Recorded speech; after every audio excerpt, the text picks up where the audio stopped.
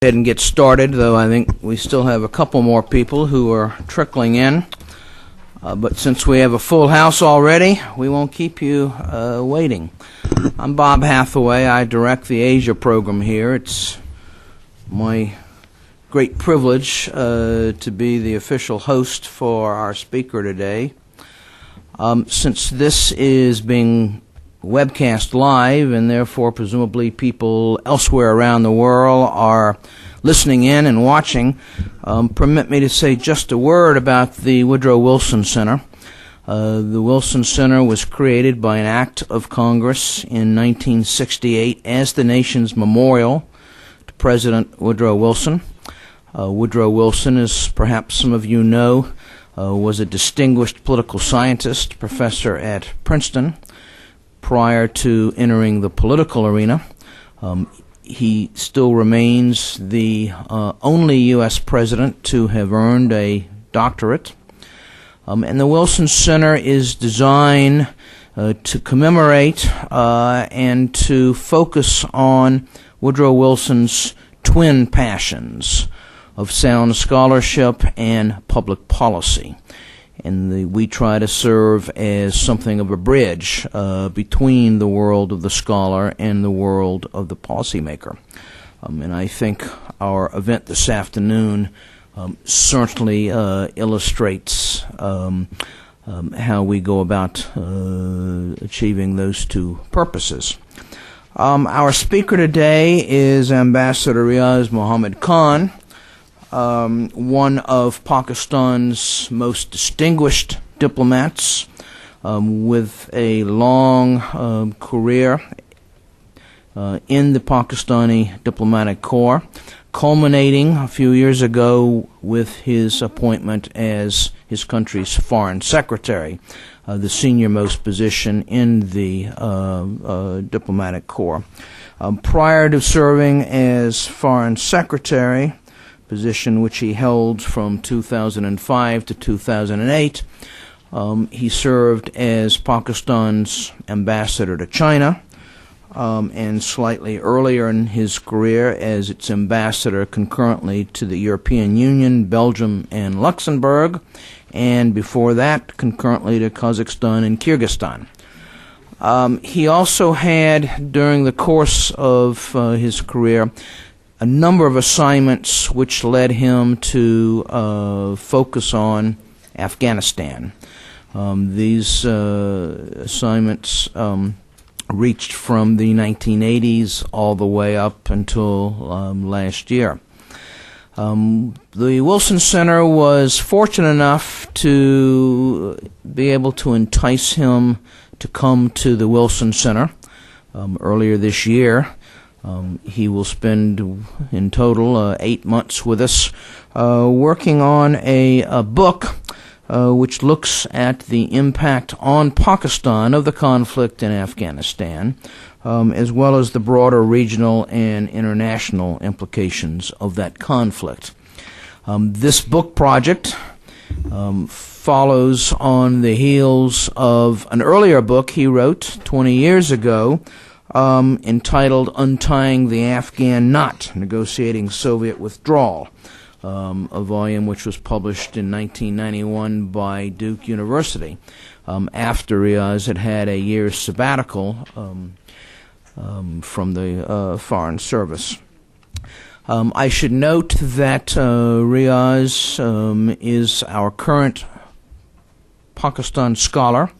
This is an appointment made possible by a charitable trust in Karachi, the Fellowship Fund for Pakistan, to whom we are immensely indebted for giving us the luxury as well as the opportunity of bringing a senior Pakistani scholar to the Wilson Center every year. Riaz, we have enjoyed having you here. We are saddened by the fact that your time at the Wilson Center is rather too quickly approaching an end, but we certainly have learned from you, profited from you being here, as well as enjoyed your presence here.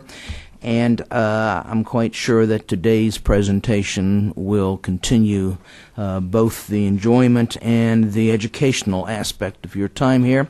So we turn things over to you. Good afternoon. Thank you very much for coming to this presentation and sparing time for me.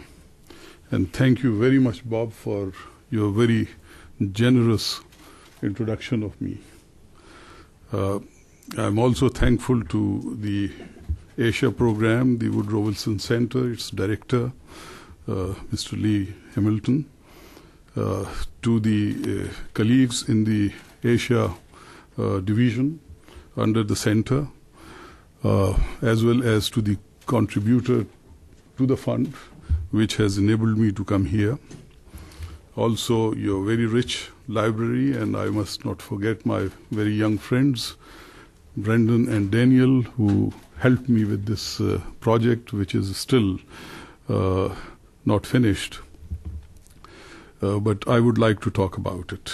The project, as you said, is partly a sequel to the book that I had earlier written, this Untying the Afghan Knot, which is 20 years old now.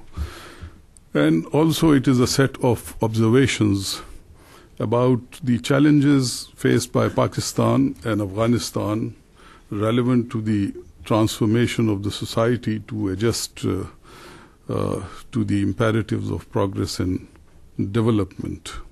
And that is why I have given this title, Resistance to Modernity, in addition to conflict, relevant to, of course, Pakistan and Afghanistan. When I came and joined the center, and in fact I started in March after I got my visas, etc. So I had thought that I would basically limit my project to the conflict in Afghanistan in the last 30 or so years and its impact on Pakistan. But then later on, as I looked at the huge material which is available on the subject of the conflict, I thought that I may focus on the personal perspectives that I have on the conflict, weaving them into the flow of events and developments relevant to the conflict, and then also focus on this question of Pakistan's struggle with modernity, which in a way is also linked to the Afghanistan situation. The structure of the project is about 6-7 chapters I am trying to work on. I have that project over here, the papers that I have done. It will be one chapter would be devoted to post-Soviet withdrawal of Afghanistan, the other to advent of the Taliban, and the third one I am thinking of, and I have done post 9/11 Afghanistan and the conflict spreading to the border regions of Pakistan.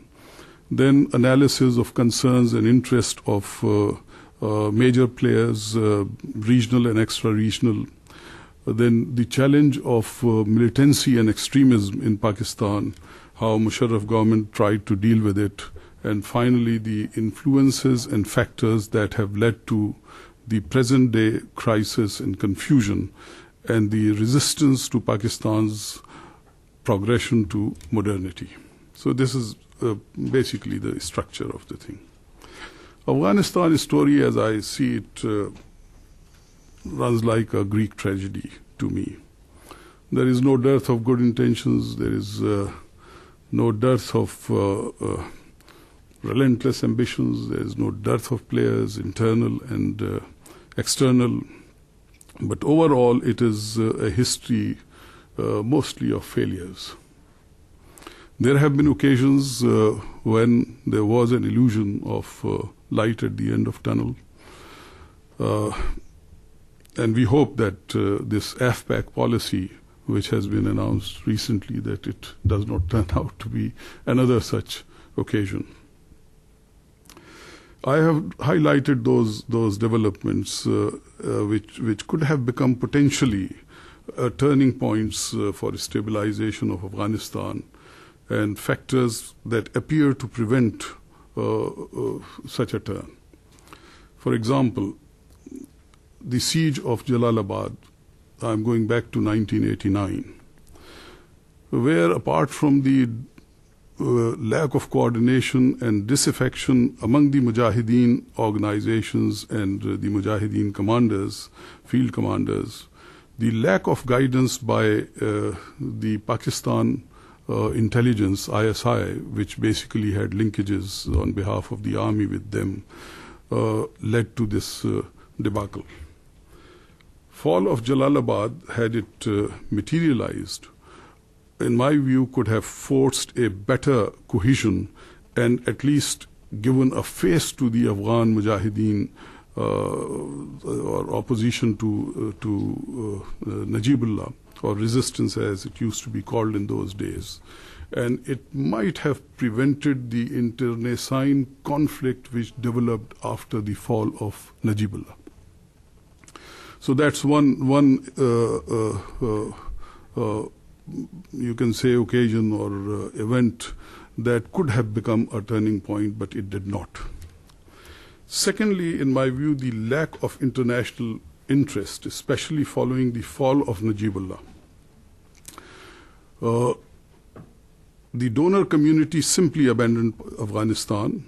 A robust engagement at that time, economic incentive inclusive, could have made a difference.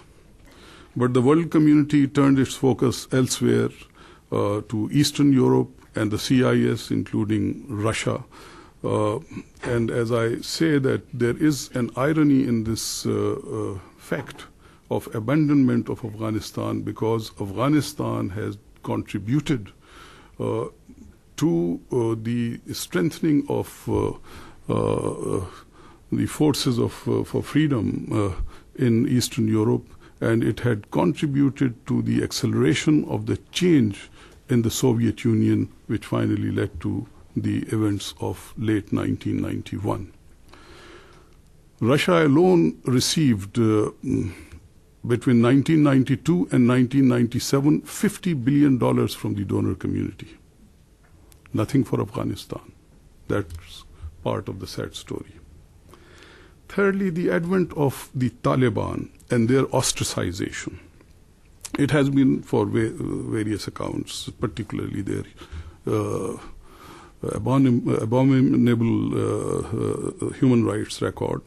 But if the embassies had continued to function in Kabul and the Taliban had received financial assistance, there was a chance that Al-Qaeda would not have gained influence it did over the Taliban leadership, particularly the Kandahar-based leadership, and Osama could have been extradited to Saudi Arabia through effective diplomacy. The international presence in Kabul and assistance would not have reformed the Taliban. I want to make this point very clear. Leaders like Mullah Umar, who are a product of circumstances, and they are very intractable people. But perhaps it might have prevented 9/11 developments.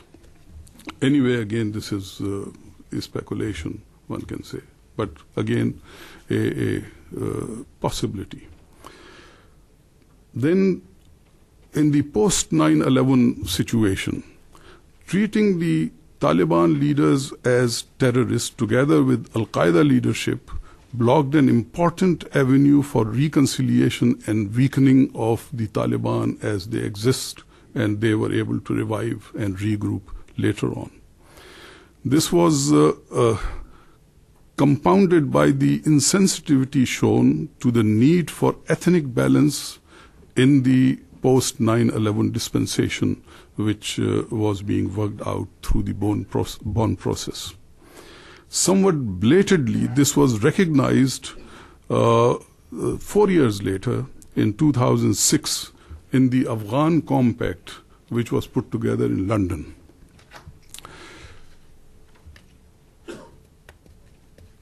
And this, I would say that this insensitivity and this helped the Taliban to preserve their appeal among the Pashtuns.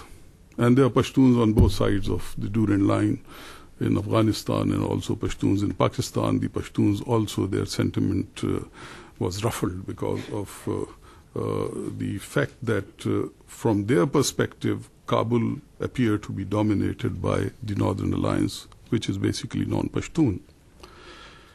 More importantly, the diversion of the U.S. attention to the new front in Iraq before finishing the job in Afghanistan, and failure of reconstruction effort in making a difference on the ground, especially in south and eastern Afghanistan, has contributed to the continuation of the conflict and revival of the Taliban.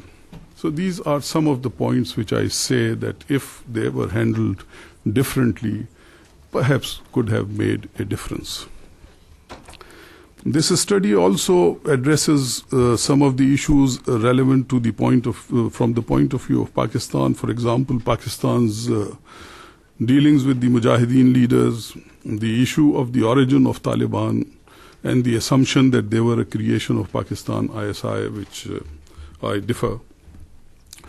The nature of the symbiotic relationship between Pakistan and Afghanistan, the reality about Pakistan seeking a friendly government and strategic depth in Afghanistan. These are many things which have been discussed and debated, and this study also basically tries to develop a point of view on these aspects. The post-9/11 tension in Pakistan-Afghanistan relations, the expectations from Pakistan to do more, and how the conflict in Afghanistan and rise of extremism in Pakistan impacted the two countries. I have also touched upon the problems that Pakistan faced in effectively dealing with local militancy and the Taliban, as well as measures by Pakistan to interdict cross-border movement, and the reaction to these measures which came from Afghanistan and other countries, which are also inextricably linked to the question of the border, the nature of the border. I have also discussed many other initiatives. One of the important initiatives was this joint Grand Jirga, which was held in 2007. It still has a certain potential with regard to the process of reconciliation. Beyond this, the study also briefly discusses interests of other powers in the region. I'll make some very general observations with regard to some of the conclusions which I have drawn, but as I said that this study is still in the process of being worked out, and I have not really finished it, so there is a certain tentative quality to some of these conclusions which I'll be referring to. First, the Afghans have never acted as puppets of other powers. The Afghan leaders have been propelled by their own ambitions and interests. They have also been disparate and divided, especially along ethnic lines. To suggest that Taliban or the earlier Mujahideen leaders were puppets of Pakistan would be incorrect. The Afghans are, however, quite used to exploiting competing interests of outside powers to advance their own individual interests. Parochial interests often eclipse what may appear to be reasonable national interests. For example, the warlords are more protective of their own interests, regional interests, rather than in cooperation for peace or reconciliation. Second, the heart of the problem in Afghanistan has been the breakup or shattering of the tenuous national consensus, or Misaq-e-Milli as they used to call it, that had existed under the monarchy, and it had been put together, imposed, you can say, by Ahmad Shah Durrani in late 18th century when he founded the dynasty, and it held together during up to the Zahir Shah days, and also I would say during the Dawood period when he ousted Zahir Shah, but it broke apart after the Saur Revolution. and it has not been put together since then. The effort for reconciliation, accordingly, is key to stabilization in Afghanistan, but reconciliation will have to be promoted indigenously and cannot be imposed from outside. And in this regard, I think the credibility of the elections which are going to be held very soon in Afghanistan, that is very important. Regardless of the leadership, whether they are corrupt or they are not corrupt or this or that, if even somebody who is impeccably, I should say, incorruptible or correct, but if he is seen to be brought from outside with the backing of an outside power, he will be ineffective for advancing the cause of reconciliation. Also, reconciliation would require mobilization of the local institutions like jirgas, and I have already mentioned about this joint Grand Jirga, which established a joint small jirga of 50 persons, both from Pakistani Pashtuns and the Afghan Pashtuns, and one of the mandates, the principal mandate of this small jirga was to reach out to the opposition, but of course this needs to be reactivated. Then effective economic assistance more than military action can facilitate reconciliation. In particular, assistance that can help revival of economy in Afghanistan, particularly the agricultural sector, infrastructure, education, of course, and employment. These are key areas, and there has been a failing in revival of these sectors through this reconstruction effort in the past. For this purpose, there is need to revisit the priorities and modalities for the assistance, the way the assistance is to be disbursed. Fourthly, I would say that the U.S. has the lead role in stabilization of Afghanistan, especially because of its military presence and the scale of its engagement for reconstruction. Coordination with Pakistan, especially in the military area, is necessary for the effectiveness of military strategy for this stabilization. What I'm saying is that military action and military presence is important to supplement the other effort in the area of reconciliation and reconstruction. But in this military coordination, the effort, there is need for a special emphasis for coordination between Pakistan side and the ISAF, especially in the bordering regions. Otherwise, there is a danger of the two sides working at cross purposes.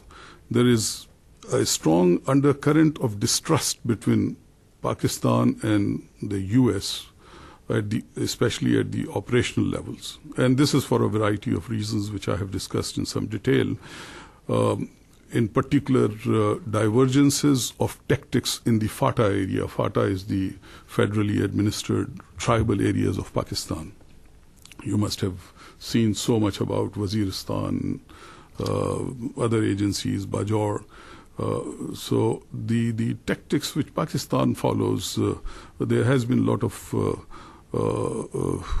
controversy on these tactics, and sometimes resentment on the part of the ISAF, critical commentaries in the Western media. Close cooperation and consultations at the top level can keep these misgivings contained and functional relationship in a fairly reasonable shape. Tactics at the local level will have to be left to Pakistan. US must also remain sensitive to the public debate in Pakistan, which is critical in its fight against militancy and extremism, and in dealing with the situation in the FATA areas. Fifth, the mutual tension and suspicion between Pakistan and India have caused aggravation in Islamabad and Kabul relations. And there are many reasons for this which I have discussed. Improvement of Pakistan-India relations can have a healthy impact on the situation in the region, including this relationship between Pakistan and Afghanistan.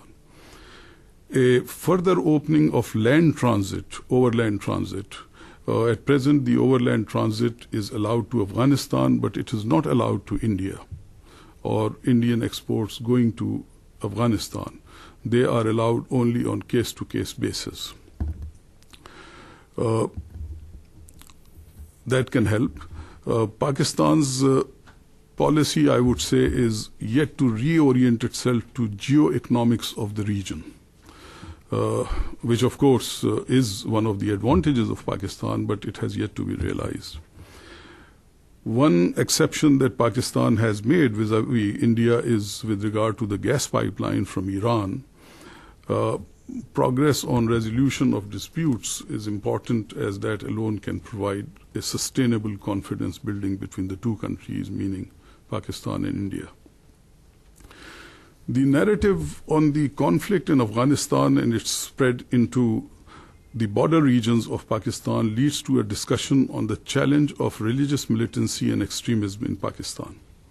Religious militancy and violence in Pakistan can be viewed in three distinct but at times overlapping dimensions: sectarian violence, the indigenous militancy, which is mostly related to Kashmir but also to Afghanistan, and Al-Qaeda and Taliban militancy. I have only briefly referred in this study to ethnic violence, which had particularly gripped Karachi in the late 1980s and early 1990s, because it does not feed the current cycle of violence in the country and had subsided by late 1990s. Sectarian violence intensified in 1980s and continues to subsist at low intensity, but seems to have run its course. It was fueled by the Iranian Revolution and the Arab, especially Saudi, reaction to it. Shia activism was countered by aggressive Sunni activism with the help of mostly private Saudi funds, which also helped the Mujahideen activity in Afghanistan and the spread of madrasas in Pakistan and Afghanistan with Saudi Salafi and Deobandi orientation. From a few hundred madrasas in 1947, there were between 300 and 400, according to certain figures. Today, there are close to 17,000 madrasas in the country, with an enrollment of close to 2 million students. Perversion of these tendencies, that is the Saudi Salafi and Deobandi orientation, appeared in the shape of extremist groups such as Sipah-e Sahaba and Tehreek Nifaz-e Fiqh Jafriya, which along with the more virulent subgroups were subsequently banned, especially after 2001. The indigenous militant groups, as I mentioned, they mostly relate to the Kashmir Jihad, but also they have been active in Afghanistan, were mostly the product of 1990s and enjoyed the encouragement and backing of the army, in particular the ISI. In late 1980s and 1990s, there were elements within the army who nurtured Pakistani army, who nurtured adventurous notions. Why? Because there were certain wrong lessons which were drawn from the Soviet setback and its disintegration. They thought it was because of Afghanistan, because of the role, and of course Pakistan played a very key role because of that. Yes, it was accelerated, the process was accelerated, but there were many other important factors. Afghanistan was just one of the important factors. Secondly, there was opportunity which was seen in the Kashmiri agitation growing into a popular uprising. The agitation and this uprising started by itself. Pakistan had nothing to do with it. In 1987, because of rigging of state elections and then mishandling the agitation on that. There were people who were killed. One of the very important leaders was shot and killed. So that led to the uprising. So that is basically also again discussed in this study. Thirdly, Pakistan by then had virtually established nuclear deterrence, and that also gave it a lot of confidence, gave the army also a lot of confidence. There were many debates which are partly discussed, but they are not really the subject of this study. Many debates relevant to deterrence and the nature of wars which can be conducted or cannot be conducted, which were quite topical in those days. I'm talking about 1990s. Kashmiri jihadist groups were encouraged by the army in the hope that these could put pressure on India for a settlement of this long-standing dispute. Once again, there was a false assumption here, such as was made and entertained in the case of the Afghan Mujahideen groups, that they would be amenable to the control and influence by the Pakistan army. When you create these militant groups, private militias, the expectation is that they would remain within your control. But what happens is that they become autonomous, invariably. So in this case also, these groups became autonomous, and when the policy changed after 9/11, there was great deal of difficulty in restraining them. And this was quite evident in when the policy had a kind of a U-turn, I would say, after 9/11, and when the political environment of the region underwent a dramatic change. The third dimension of Al-Qaeda and Taliban-related militancy in Pakistan, especially afflicting the FATA, the tribal areas, largely owed to the post-9/11 developments. The U.S. military action in Afghanistan flushed out a large number of Al-Qaeda and foreign militants along with Afghan Taliban fighters into the tribal areas of Pakistan that had already been radicalized by the proximity of the Afghan jihad and the subsequent internal strife. The kind of administrative and leadership structures that we used to have in the FATA area, they completely collapsed because of the Afghan jihad, and they were supplanted by this warrior priest or warrior cleric persona in that area, who had the madrasas and who had local influence and who were basically in alliance with the Afghan Mujahideen, and they were helpful in the Afghan jihad inside Afghanistan in the 1980s.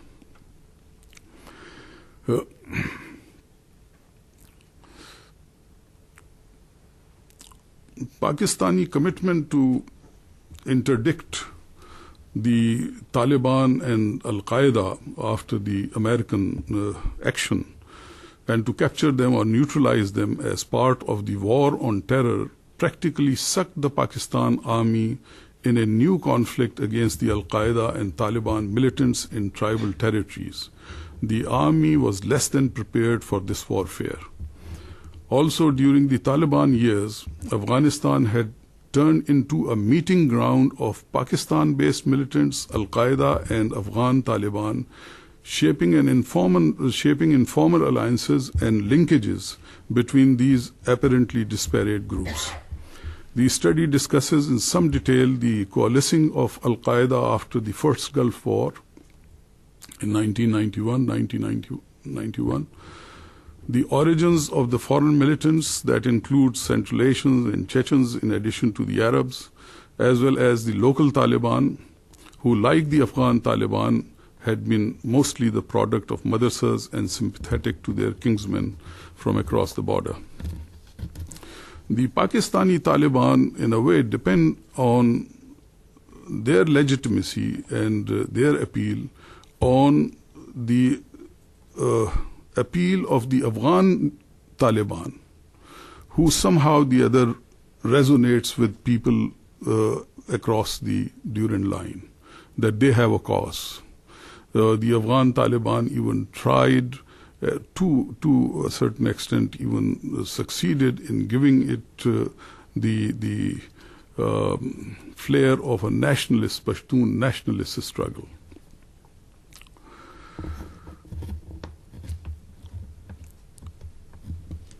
This is also the period I'm talking about post 2001 developments, and after 2002, especially when there were the MMA governments in NWFP and Balochistan. But soon after, I would say 2011, the religious opposition in Pakistan started accusing the Musharraf government of fighting a US war. The Pakistani army was engaged in a difficult military action on unfamiliar ground, both in terms of terrain and operational tactics. In addition, the provincial governments in NWFP and Balochistan were controlled by a religious coalition of MMA, Muttahida Majlis-e-Amal.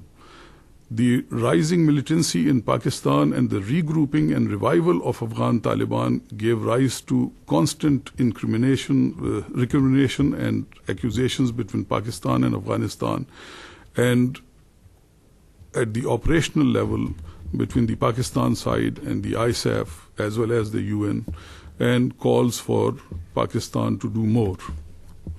Pakistan was blamed for keeping the Taliban option alive, citing the existence of safe haven and hideouts for Al-Qaeda and Afghan Taliban leadership in Pakistan. Media leaks suggested continuing ISI and army protection to Taliban and extremists. The impatience with Pakistan was reflected in the drone attacks, which in numbers continued to increase, especially after late 2007. And even an attempted, I would say, ISAF border incursion in early 2008, which was strongly protested by Pakistan, and since then there had been no such incident.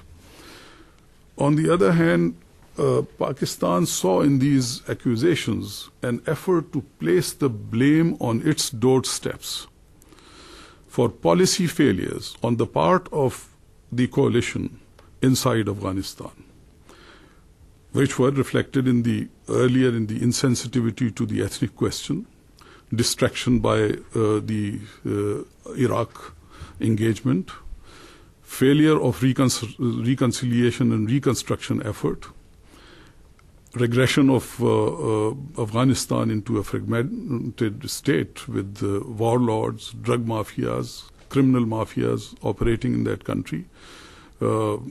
Incidentally, criminal mafias and drug mafias also operate now in the tribal areas. And part of the funds which these militants get is basically smuggling funds generated from charities inside Pakistan and charities from the Gulf, as well as the drug money.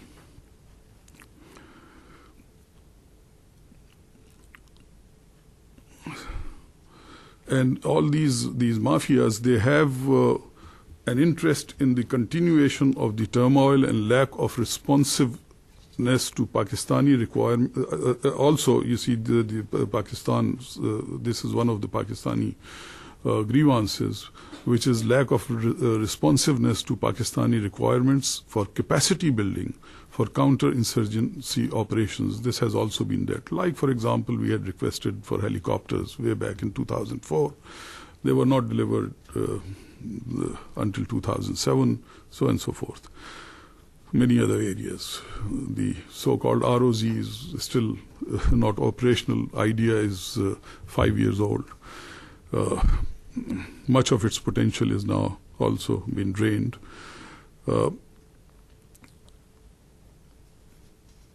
I may say here that there was also this feeling that Pakistani sacrifices, because Pakistan lost early on in the first 2 years, almost 1,000, and later on continued, and we have lost more than 2,000 of our army personnel, apart from the civilian casualties and other security forces, the police, etc. These accusations, they in a way created more of bad blood rather than impacting on Pakistan to do more. I have also discussed in this study that this whole issue of the Taliban option, in policy terms, it has never been considered a viable option. There may have been linkages, personal levels, etc., and that may be responsible for people not linked with ISI, but who may have belonged to ISI in the past, or other people who may have been in government positions, who may have had linkages and may have continued these linkages. But as a government, Taliban option is no longer a viable option. Even if tomorrow the United States were to withdraw from Afghanistan, Taliban is no longer a viable option. There are other actors in the region. Then there are other forces within Afghanistan who are not going to allow the same kind of dispensation as had existed prior to 2001 to return in Kabul. It is not possible. However, reconciliation, that means co-opting of the Taliban the elements. And there were efforts even in 2001, Pakistan tried even this Jalaluddin Haqqani, the famous Mujahideen commander from Khost, who is also very controversial even today. There was some feelers said that, okay, can he be accommodated in some kind of a dispensation? But in 2001 or 2002, when the Bonn process really started, at that time, the Taliban were an odious name. So nobody was prepared to touch them with a barge pole, although they were part of the Afghan society, an important part. They had ruled much of Afghanistan, regardless of the nature of the rule, but they had ruled for a long time, almost 3-4 years. Anyway, the study looks into these charges, counter charges, throws light on problematic aspects of Pakistan's policy that also led to the controversial peace deals in Waziristan and later in Swat. This raises the question of where lies the center of gravity of this conundrum.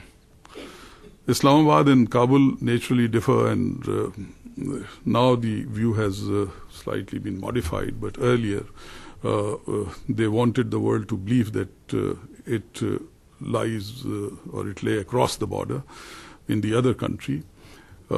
Since early 2007, however, Pakistan appeared to lose the argument, as is evident from today from the description of the new U.S. approach as AFPAC policy, lumping the two together. Dick Cheney visited in Islamabad in February 2007, and for the first time he spoke of possible sustained airstrikes to take out Al-Qaeda and Taliban hideouts inside the FATA region. Later on, Director National Intelligence Michael McConnell graphically mentioned in his annual threat to, I'll wind up, that active Al-Qaeda connections radiate onwards from Al-Qaeda leaders hideouts in Pakistan to affiliates throughout the Middle East, Northern Africa, and Europe. So basically the world was convinced that these people are located in Pakistan.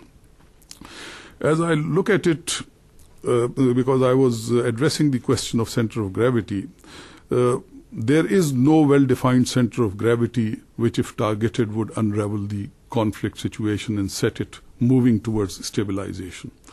Accordingly, there is no quick fix to addressing the situation that poses complex overlapping challenges. When we speak of the need for a comprehensive approach, we concede this complexity, which must also prepare us for a long haul. This is a 30-year-old problem which has been compounded by acts of mostly commission and partly omission by all major players in the region, including in good measure by the United States.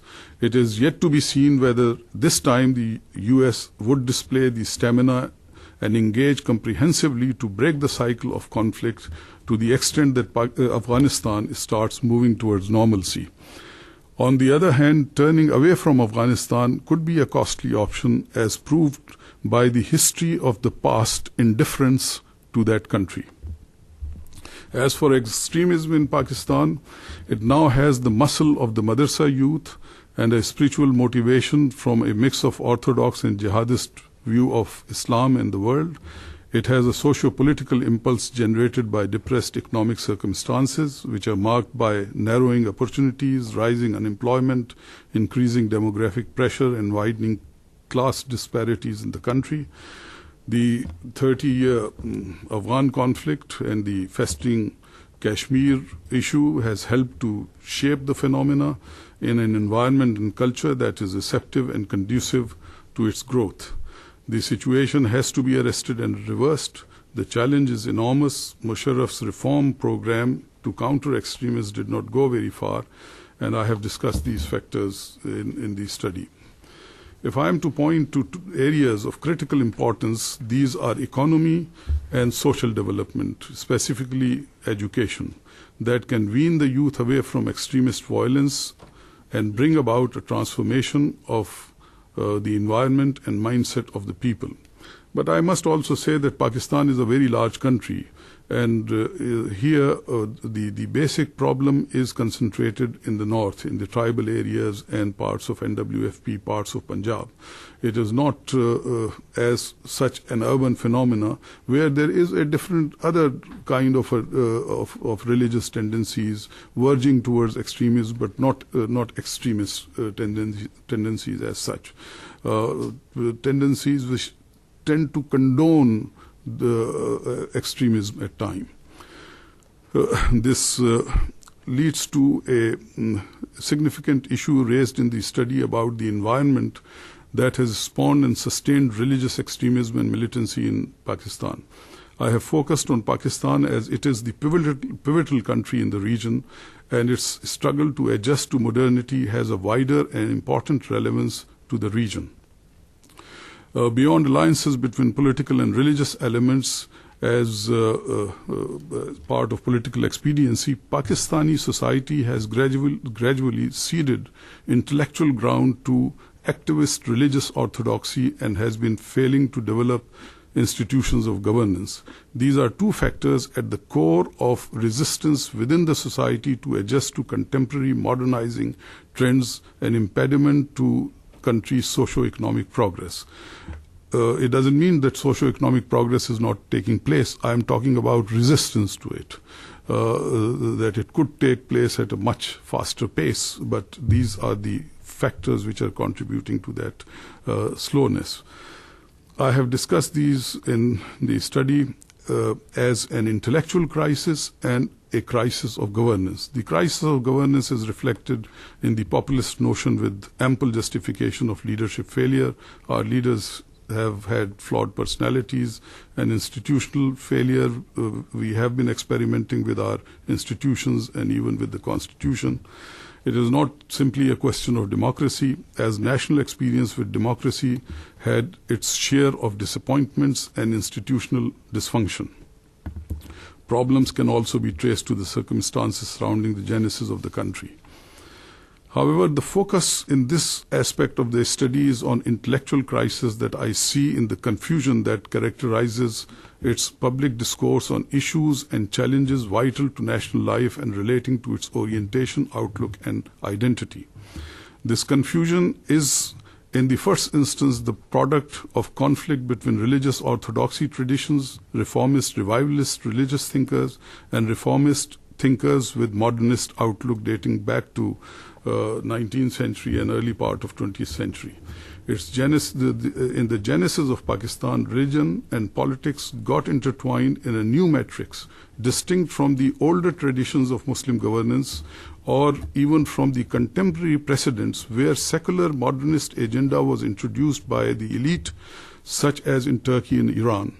In Afghanistan also there was an effort by King Amanullah, but Pakistan was under a colonial rule, so it could not happen there. I regard Jamaat-e-Islami and its founder Maulana Maududi as the most important revivalist, reformist influence in Pakistan, which was contemporary of the Ikhwan movement in Egypt. Maulana, he was the founder of Jamaat-e-Islami. His influence in philosophy is not a precursor to present-day extremism in the country. The violent takfiri apostasy creed practiced by the Taliban and preached in extremist madrasas is a perversion of the austere Deobandi tradition that is akin to the Salafi, Saudi Salafi theology practiced in Saudi Arabia. However, Jamaat-e-Islami and its founder exerted powerful influence in shaping religious vigilantism and thinking of urban middle and lower middle class strata of society in Pakistan, with a philosophical counter-narrative, because Jamaat-e-Islami, the Maududi developed a counter-narrative to certain recognized attributes of modernity, making the case that that Islam offered a better system encompassing all aspects of life than capitalist or Marxist models or other secular philosophies of the West. I do not discuss modernity because I am not a scholar. I use it as a convenient expression to refer to the sense of change and progression in human condition in a society, tolerance to pluralism, and minority and gender issues that are germane to modern perspectives apart from technological process. So I am not going into the definitions, what is modernity or not, but I have taken these few attributes. Jamaat has been a major influence in universities and colleges since late 1950s. With organized cadres, it has been instrumental in reconstructing the educational framework in the country and equally importantly in building an environment that resists adjustment to modernity and remains preoccupied with the much debated issue of religious orientation of the country and its Islamic identity. The second factor contributing to the confusion in public discourse owes to what has often been referred to as the security orientation of the Pakistani state and the sense of historical injustice it carries over Kashmir. Pakistan's efforts to rectify this injustice has often been seen or make it appear to be seen as a country with revisionist agenda in the region. Pakistan's efforts, the religious and military alliance shaped under President Ziaul Haq against the backdrop of the Afghan jihad induced a religious dimension to security threat perceptions and Pakistan as a defender of Islamic causes. The subsequent disappointments have given rise to a siege mentality and a victim psyche and also contributed to anti-West and anti-US rhetoric, which has a history and is fed by other impulses, including a sense of letdown. The resulting confusion is also manifest in the unusually angry and violent tone of public debate, especially in Pakistan. The Pakistani mind has become credulous, defensive, and receptive to most outlandish conspiracy theories. And I think that this is product of this intellectual confusion. Or the third factor is the growth of a religious culture that dilutes vocational education and professionalism, that I have discussed also at length. I can also go on about that. What is the future outlook? Although that is not the subject, but I can respond to that. I can say that as a person who has been a diplomat of 40 years, I have to have a optimistic outlook. But I give also reasons why there is an optimistic outlook. Well, thank you very much, Bob, for your patience. I took more time than I needed to.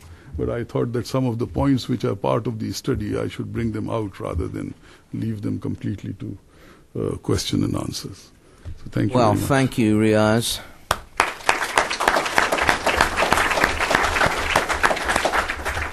And I must say, I'm glad you went on as long as you did, because you ended on an optimistic note, and I think we can use a bit of optimism as we consider these topics. I regret to say that you and I made a serious miscalculation. We have people standing up, we have people sitting on the floor, we have people sitting on tables. Had we been smart, we would have exacted a pledge from each of the people here to buy a copy of the book when it came out, and you'd be a rich man. I really think it says something about both your reputation, but also the interest in Washington on this topic, that we've got such a terrific turnout. I've got a whole list of questions, but I'm going to forego my questions because I want to give others in the room an opportunity. If you will raise your hand, I'll call on people. I'll start over here and ask a couple of people over here and then move over there. Since we're webcasting this, we need to ask you to wait until you get the microphone, to identify yourself, and then to, because of the time constraints and there's so many hands up, make your comment and or your question very brief. Miriam, we'll start here in the corner with Stanley.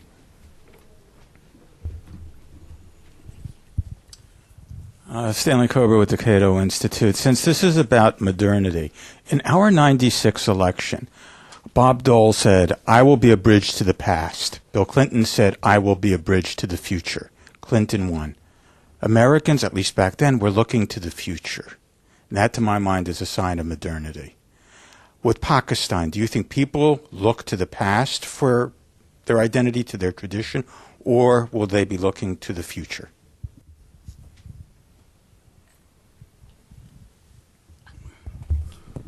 Well, if that is the criteria, I would say that generally in Pakistan, people do look to their future. People do want good education. The counterpart to the madrasa is the private schools in Pakistan, which are, I think, which match the number of the madrasas. And these are all English medium school where even a clerk would like to send his kids to get education. The problem in Pakistan has been for example, the breakdown of the school systems which were run by the government and are the responsibility of the government. That need to be, the whole educational system has to be revamped. But people as such in Pakistan, they look to the future, they want to educate their children, they want to have them to have good professional education. So there is no question about it.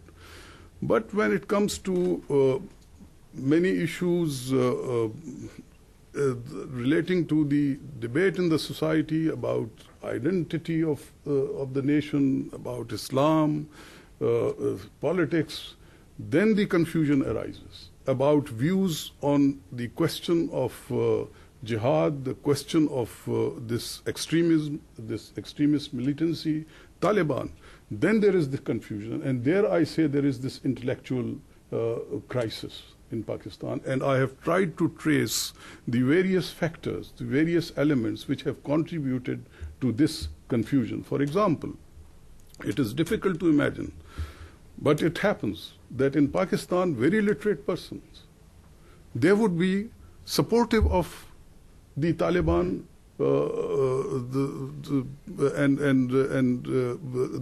they used to, I remember in the 1990s, they used to come up and they say that, well, they have brought security in the country. They would completely overlook the kind of creed that they espoused. So I would say that when people who are very educated and they are supportive of that kind of an outlook and orientation, it is reflective of an intellectual confusion, a crisis. And I have tried to sort of I have gone into those factors. Okay, did I see other hands up here? Okay, right, Wait, Grant, we got a mic for you. Grant Smith, the Central Asia Caucasus Institute. You said that Pakistan has yet to reorient itself to the geoeconomics of the region, and you supplied a couple of examples. Could you say something more about that? Well, I'll be frank. We have had many hopes that once the Afghanistan situation settles down, we would be a kind of access to the Central Asian republics, even to southern Russia, because Pakistan provides the shortest route to the sea. But Afghanistan never settled down. Then Pakistan is located at the confluence of, as you would see, West Asia, South Asia, and Central Asia. I think one of the basic ingredients for the realization of this potential is our relationship with India.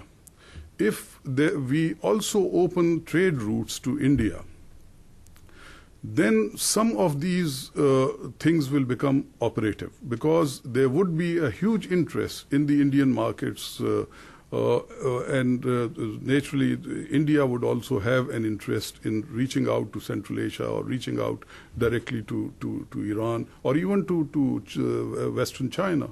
So basically, when I talk about the geo-economic potential of Pakistan, geo-economic potential of Pakistan is activating these possibilities of various communication, energy, and trade linkages between South Asia and the other two regions which adjoin Pakistan. Any other questions back in this corner of the room? All right, let's move over here. We got one there and then one here. Or actually two there. We'll do two there and then Ziad. Hi, thank you for the presentation, though I missed the majority of it. I'm Kashif Hasni from the RAND Corporation. Last week, a presentation in D.C., in another think tank, the topic was similar, Islamism in Pakistan. And the speaker said that if Pakistan has to acquire the values of democracy and be democratic, they have to totally abandon, I clarified with him, abandon the Islamic principle, the Sharia. So where do you stand on that? And before we, and I have a second one too, and I don't think I'll get a chance. I'll just throw it to you if you want to answer the second one as well. Briefly. Briefly, yeah. It's regarding, and I asked him as well about the, Pakistan should buy Muhammad Iqbal's concept of reconstruction of Islamic thought. Or we should go for the modernist approach like Abdul Karim Surusha's, the contraction and expansion of Islamic thought. A lot of people believe that Pakistan is in a phase of contraction as far as Islamic values are concerned. So is this the contraction or the expansion? Where do you stand on that? Thank you. Mm-hmm. Well, I think it is immaterial where I stand or not stand. I am trying to just look into a situation. Islam, basically, there is a lot of debate on these principles of change and the dynamic principle within Islam. Ijma and ijtihad, there is a lot of debate on that.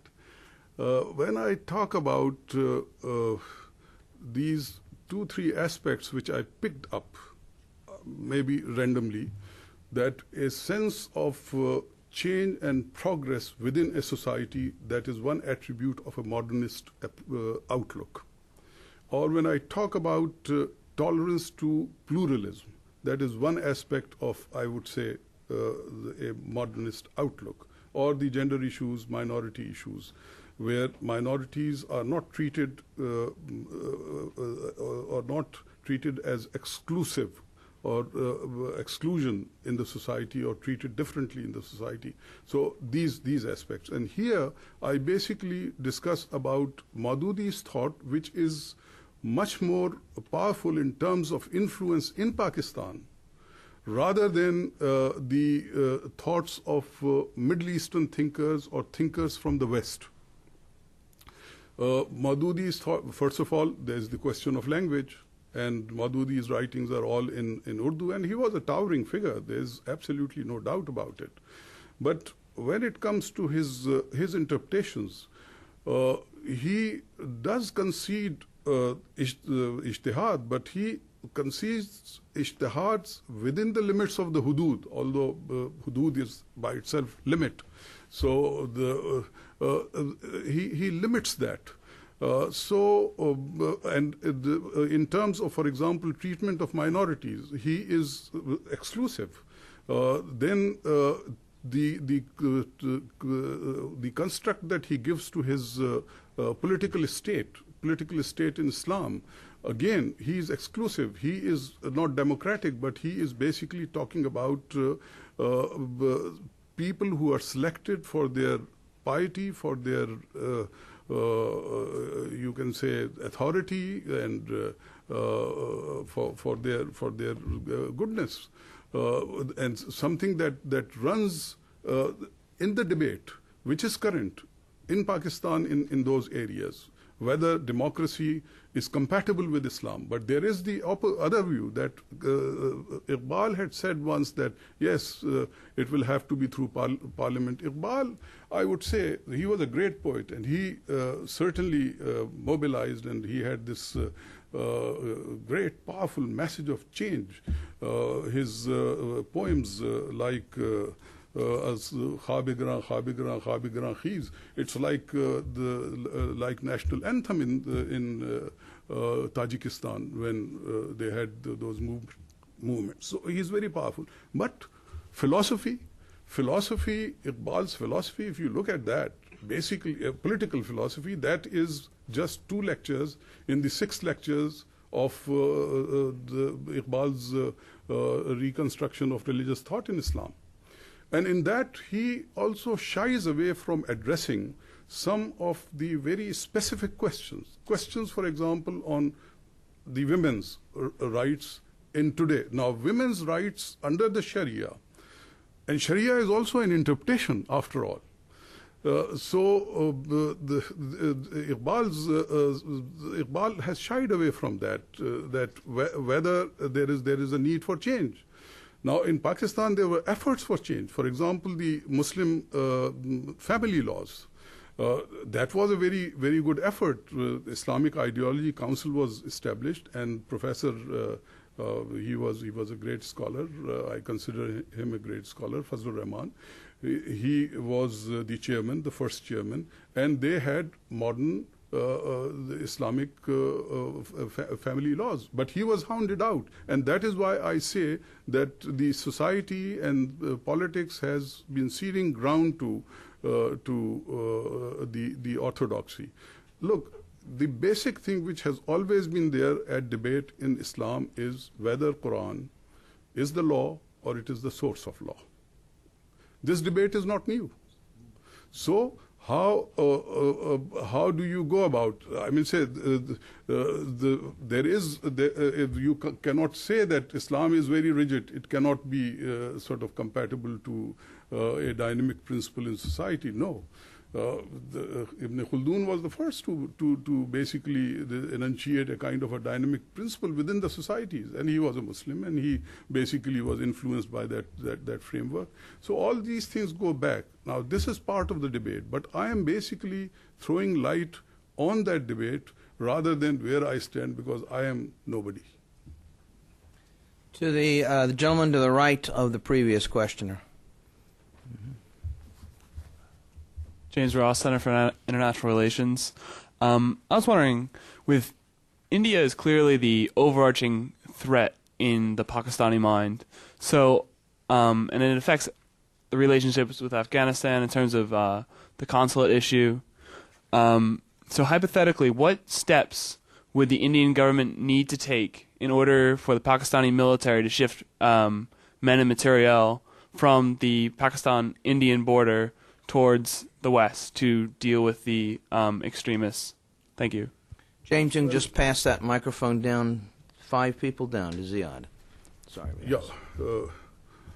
The first thing, you see, in terms of confidence building, there have been a lot of movement, I would say, in terms of Pakistan-India relationship since 2002, when there was heightened tension between the two countries. A lot of movement. But as I always say, the best confidence building is to be able to demonstrate the ability to resolve problems. And there are many problems. There is Kashmir, which is big, but there are Sir Creek, there is others. There are so many problems. So the ability to resolve problems induces confidence. Not just that you relax visas, you relax travel, or you do this or you do that. So that is important. First, that we must be able to focus on problems and resolve that. Now, this particular question about threat perception. In terms of just numbers, India has 13 codes. 8 of them are deployed along the western border of India, which is Pakistan. Pakistan is specific. Now, India says there is threat from Pakistan, but what is the threat? Threat is in the shape of these terrorist attacks like Mumbai. Now, those 8 codes are not going to prevent that kind of thing. There you need a different kind of cooperation between the two countries. Whether that cooperation is there or it is not there, it's a different issue. So if India thins out, and here is an agenda for outside powers as well. If it is able to thin out, reduce the presence along Pakistan's border, instead of 8, if there are 5, which should be enough, there is no threat, I can say, quite forcefully. There is no threat of Pakistani army walking into the Indian territory. So if they reduce that number, I think it would be quite helpful for Pakistan to deploy part of its troops to deal with the problems elsewhere. Ziad? Thank you, Bob. My name is Ziad Al-Haddad. I'm the former Director of Operations at the World Bank. Riaz, first of all, my congratulations for presenting so clearly and so lucidly a topic which is, fraught with confusion and is, by the subject matter itself, is prone to such complexities. My question concerns the economic dimension. And it's more focused on Afghanistan, but there is the Pakistan dimension to this. Obviously, the link is there. You talked about Afghanistan as akin to a Greek tragedy at one stage. And yet we hear continually, and you mentioned it in your own talk, this two-pronged approach, coercive measures on one side and economic development on the other, economic and social development. The kind of projects, infrastructure and so forth, pipelines and so forth, are something which by definition require long-term stability. Given the very, very short-term actions and the problems on the ground in Afghanistan today, give us a sense of realism. Is this really a pipe dream about the two-pronged approach, or is this something which is feasible, and what's your time horizon on these very large projects, which I feel are very essential, actually coming to fruition? Well, Adad, you are better placed to talk about economic matters than myself. You have been in the World Bank. So dealing with these questions, I think when it comes to reconstruction and the economic approach, we have to be very concrete in our approach. You see, if there is a lag between commitments and their implementation, this loss of time may just not be counterproductive. It may make the projects irrelevant, because there may be a new situation which may have arisen in the meantime. For example, 2002 to say 2006 was a very critical period in Afghanistan. The insurgency was low, Taliban had not revived, they had not regrouped, right? They were still licking their wounds. And that was the time when there would have been a very intensive and strong engagement in the economic area. And when it comes to economic area, we are not talking about a settled situation where the modalities to which people usually dispense assistance, they would be workable. This is a conflict area. This is a very different, a sui generis, a kind of a typical peculiar situation, where you have to design your approach for dispensation of economic assistance to suit the situation. For example, agriculture. How much in the first 3 years or so was spent on agriculture? There are Washington Post articles, recent article, about $70 million. What $70 million were going to make? Would they make a big difference? Total economic assistance on reconstruction was in the range of $4 to $5 billion, which was basically spent, as compared to $173 billion on the war effort. So you see the imbalance over there, therefore I had mentioned that modality and priority, they have to be revisited, they have to be redesigned in that area. Pakistan is also a very different story. Now ROZs, they were a very good idea, but maybe now it is a bit late. And secondly, the idea had to be potent. Its potency should have been protected. And what was the potency in that idea? Textiles. And on textiles, you know the hue and cry. And we have been sort of arguing over here that, look, if this idea succeeds, there would not be more than $300 to $400 million worth of textiles exported to the United States, which is not going to shake or really disrupt U.S. economy, but it is going to make a huge difference in these areas, the tribal areas. And if there is a certain strategic interest involved in these areas, then you should include textiles. But we understand, the system. And then, again, the idea was first raised in 2004. Today we are sitting in 2009, and still the idea is being debated, and there are editorials which say that it's a very good idea. But I think the idea has become quite washed out by now. Anyway, these are not complaints, but what I am saying is that what they say in English, that a stitch in time saves 9. Riaz, we're out of time, but with your permission, I'm going to allow 2 final questions. And I'm looking for questions from young people or from women. There we are, right there. Nice of you. I was concerned with the 2 million students in the madrasas. I was just wondering. You want to introduce yourself? Oh, sorry. My name is Sandra Behrens. I was just wondering what was being done to rebuild the school system, and if you did have alternative schools to the madrasas, if the parents would be willing to send their children to the school.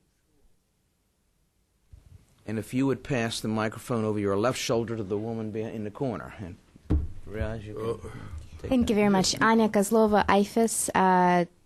Many questions. During your presentations, you mentioned that if Taliban moves out, there'll be enough force in Afghanistan to sustain by itself. My question would be, what would be that force? I'm sorry, if the U.S. Can you repeat this question? Yes, if the U.S. or Western troops moved out, there would be enough force within Afghanistan to sustain by itself and resist Taliban. If you may provide explanation what force, because I don't believe there would be such force in Afghanistan at this point. And also you touched on upcoming elections, 20th of August. Karzai has good chances to keep his post. How much of it do you think is United States and Western influence to keep their agenda, to keep him in the presidency, versus the Afghans voting and actually making their voice heard? May I make sure I understand your second question? Are you asking, does Ambassador Khan believe that the United States and other international players are actively manipulating the electoral process because they would like to see a Karzai victory? Not manipulate, but Karzai has... Thank you. Not manipulating, but access to media, access to financial resources does have a great effect in the result of the elections versus other candidates. Thank you. Well, thank you. If I may start with the last questions, and then I'll address the school. When I said that if the ISAF, US, and NATO forces, they leave Afghanistan, then there are other forces, there are other external and internal domestic actors which will not allow the kind of dispensation which had existed, Taliban dispensation that had existed before 2001, to return to Kabul. This is what I had said. This was in the context of Pakistan retaining a Taliban option. It is alleged that that Pakistan is thinking that once these forces will go, then we will play the Taliban card and we will be able to put the Taliban in the saddle in Kabul. So what I was trying to argue was that that option is not viable. Now, why it is not viable? If, say, the U.S. forces or they are not going to go anytime soon, and I think they should not go because the coercive presence, I'm not talking about coercive action, but coercive presence is necessary in order to make the reconstruction and perhaps reconciliation succeed in that country. But supposedly they were to leave. There are others. There are the interests of Iran, there are interests of Russia, there is interest of India. And these interests were operative while the Taliban were there in Kabul. Who was supporting the Northern Alliance at that time? And so the Northern Alliance was able to survive. It was because of this. You would recall the incident of one train which was inspected by just randomly, and it was a train which was full of weapons. In Osh, it was caught. Osh is in Kyrgyzstan, and it was going to the border. To supply whom?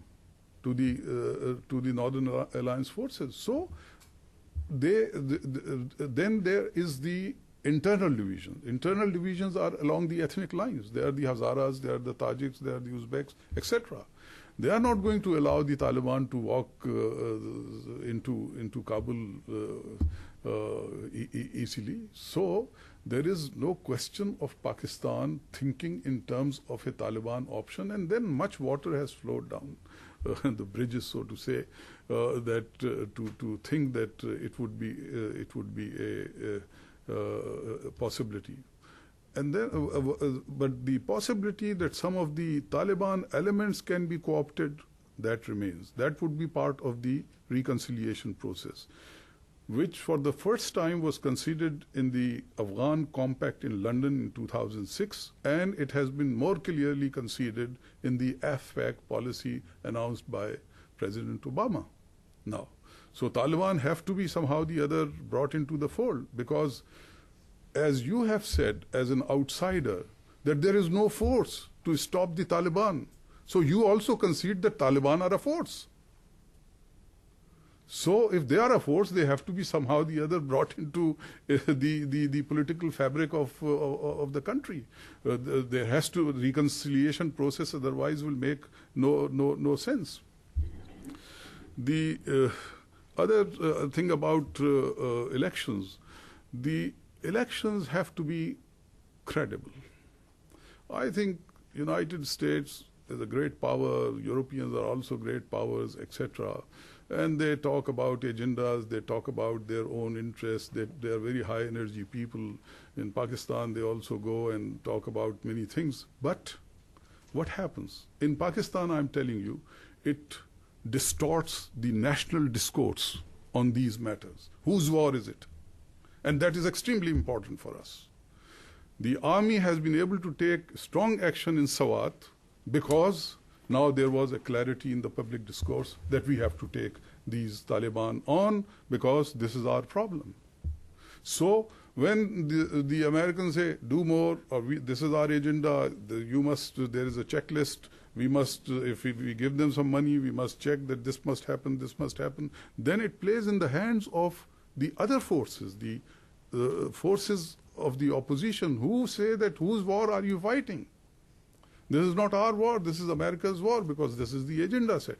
In Afghanistan, again, the same problem. If somebody is seen as brought by external powers, his credibility, however good that person may be, his credibility would be very low, and he would not be effective for this process of reconciliation, which is so very important.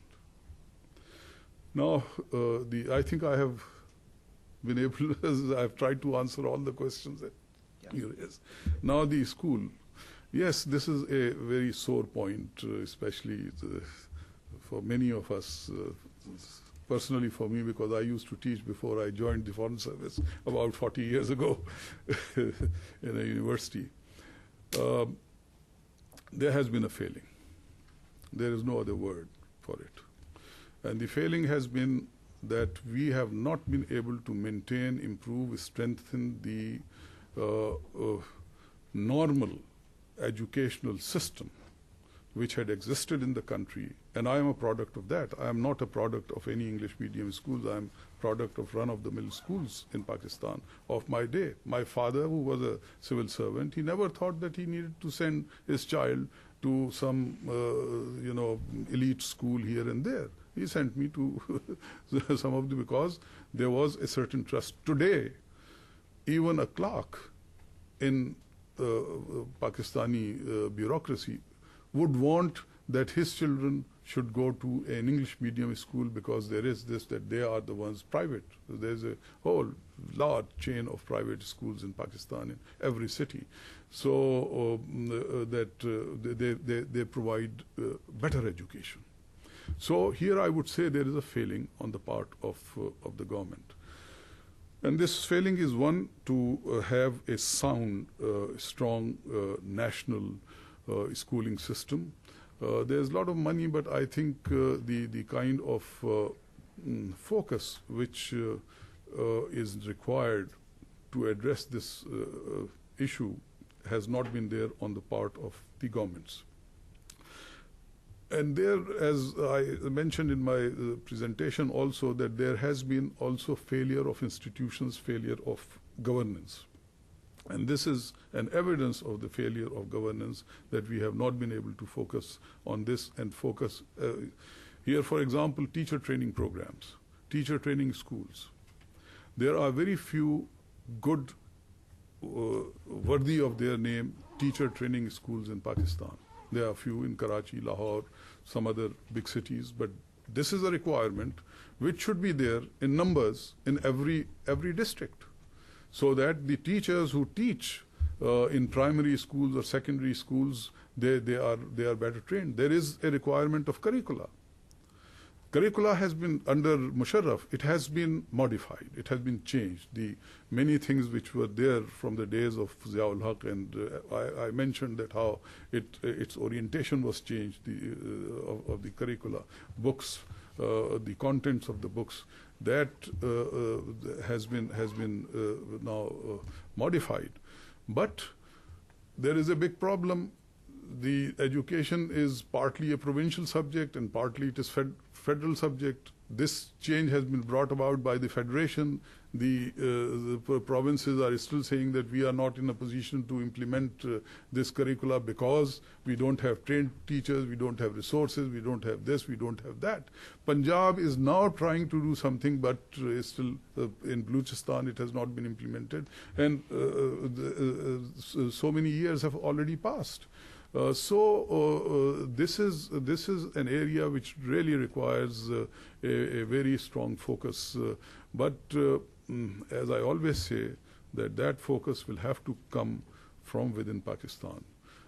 It cannot really be induced from outside. It has to come from within Pakistan. One of our problems had been quick changes of governments, or the governments which had been preoccupied with these kinds of mega issues like the Afghanistan situation, like the Kashmir situation, or this or that.